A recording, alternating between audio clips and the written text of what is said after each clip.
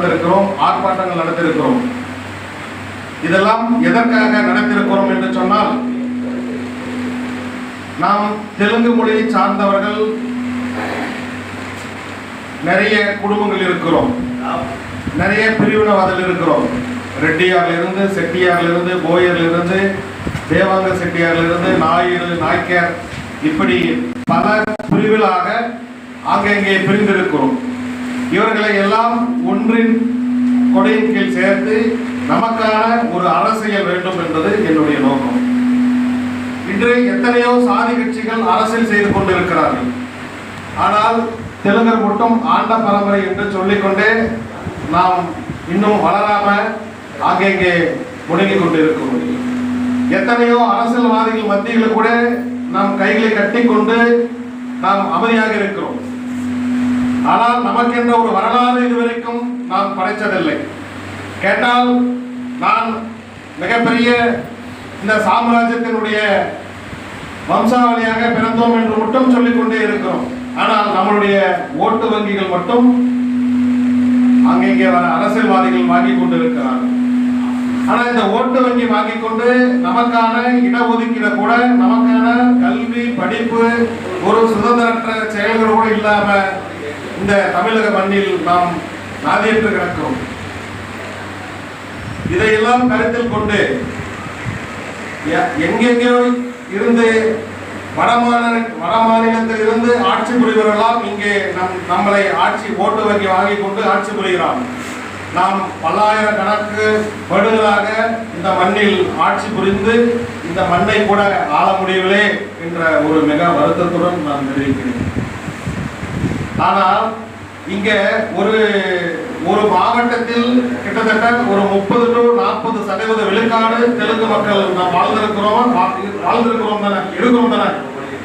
இன்னைக்கு ஒவ்வொரு கட்சிக்காரங்க, ஒவ்வொரு சாதி கட்சிக்காரங்க எடுத்துக்கொண்டா எல்லா பகுதியிலையும் ஒரு 10 மாவட்டம் இல்ல 20 மாவட்டத்தால் உள்ளடங்கி மட்டும் தான் அவங்களுடைய வலிமை இருக்கும். ஆனா நம்ம இனம் மட்டும், தெலுங்கு இனம் மட்டும் தமிழ்நாடு முழுவதும் 30% to 40-50% வாழ்ந்து கொண்டிருக்கிறோம். சரி, இது மட்டுமா? நாம் தெலுங்கர் அப்படின்னா தெலுங்கு குடிகள் தமிழ்நாட்டில் மட்டும்தான் இருக்கிறதா? இல்ல. எங்கெங்க இருக்குது? தமிழ்நாட்டிலும் இருக்கிறது, 2 கர்நாடகாவும் இருக்கிறது, 3 கேரளாவும் இருக்கிறது, 4 ஆந்திர பிரதேசமும் இருக்கிறது, 5 தெலுங்கானாவிலும் இருக்கிறது. கிட்டத்தட்ட தமிழ் இந்தியா முழுவதும் 5 இடத்தில் தெலுங்கு மொழி இருக்கிறோம். ஆனால் தமிழ்நாட்டில் மட்டும்தான் மொழி சிறுபான்மை என்ற அடிப்படையில் நாம் சிறுபான்மையாக இங்கே இருக்கிறோம். ஆனால் இந்தியாவிலே பேசக்கூடிய மொழி 2வது மொழி எது என்று சொன்னால் அது தெலுங்கு மொழிதான். அப்ப எப்படி நம்மளை வந்தேரி என்று சொல்லலாம்? நாம் தான் இந்த இந்திய தேசத்தினுடைய இந்திய பார்லிமெண்ட்வே நம்ம தான் இன்னைக்கு பிரதமரை தேர்ந்தெடுக்கணும்னா கூட நம்ம தான். ஆனா இங்க சில பேர் தமிழ்நாட்டுல நீங்கள் வந்தேரிகள் என்று சொல்லலாம். அப்ப நம்ம எப்படி வந்தேர் ஆக முடியும் அவங்க கிட்ட கேட்கணும். தெலுங்கு தமிழ் சங்கம், முதல் தமிழ் சங்கம் எங்கே தோற்றுவிக்கப்பட்டது தெரியுமா? கிட்டத்தட்ட குமரிகண்டத்தில்.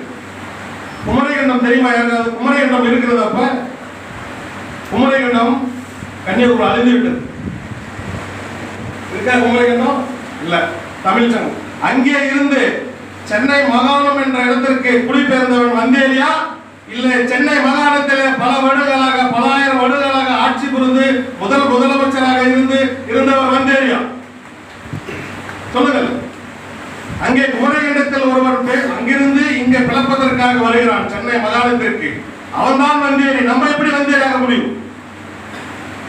அப்ப தமிழ்நாடை விட இந்தியா முழுவதும் மிக வலிமையான தெலுங்கு மொழி இருக்கிறது. லண்டன்ல சொல்லியிருக்காங்க, என்ன சொல்லிருக்காங்க, ஒரு நாளைக்கு 10 வார்த்தைகள் தெலுங்கு மொழி பேசினால் எத்தனையோ யுரோனியல் சொல்லலாம் உடம்புல. அப்படி ஒரு தெலுங்கு மொழிக்கு சிறப்பு. முதலே தெலுங்கு மொழிக்கு தான் செம்மொழி மாநாடு அந்தஸ்து கொடுத்தாங்க. அதுக்கு பிறகுதான் கோயம்புத்தூர்ல கலைஞரால் உருவாக்கப்பட்டது, தமிழுக்கு செம்மொழி வழங்கப்பட்டது. இப்படி ஒரு தெலுங்கு சமுதாயத்தில் பிறந்து நம்ம எல்லாம் பெருமிதம் கொள்ள வேண்டும். தெலுங்கு பேசுவதற்கு அச்சப்படுகிறோம். ஏன் பண்ணோம்? நம்மளுடைய தாய்மொழி தெலுங்கு. என்னை பெற்றெடுத்த தாய்மொழி தெலுங்கு, என்னை வளர்த்தது தமிழ் மொழியடா அப்படின்னு சொல்லுவோம்.